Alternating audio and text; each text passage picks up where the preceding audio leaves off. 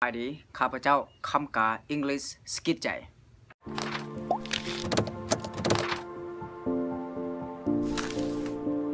สบายดีข้าพเจ้าเองมีชื่อว่าวิทยากรสิทธิเดช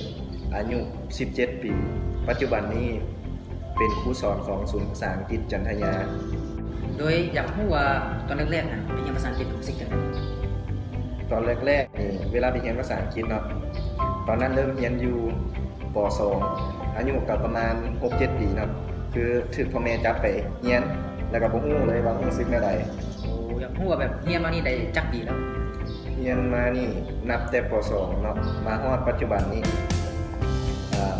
ประมาณ10กว่าปีที่ โอ้ เรียนมา สิบกว่าปีแล้วเรียนมาในสิบกว่าปีเนาะมีจุดใดที่ว่าแบบเริ่มเข้าใจภาษาอังกฤษในช่วงม.ใด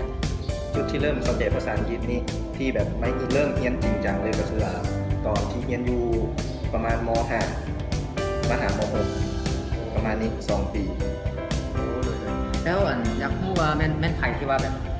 อาจารย์สอนในโรงเรียนแบบว่าอาจารย์ไหนก็แบบสอนเข้าใจง่ายที่ว่าผู้เรียนเข้าใจง่ายที่ว่าชื่อภาษาอังกฤษ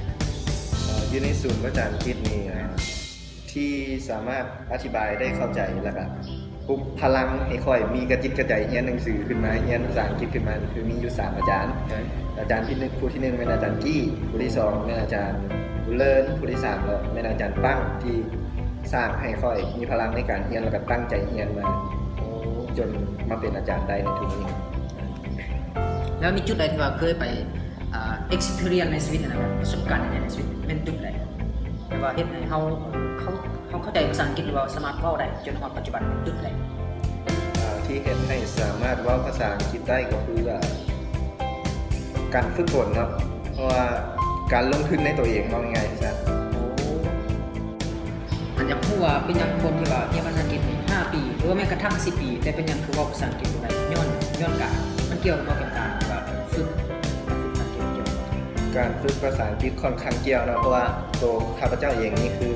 เริ่มเรียนมาตั้งแต่ป .2 รวมเป็นเวลา10 ปีซึ่ง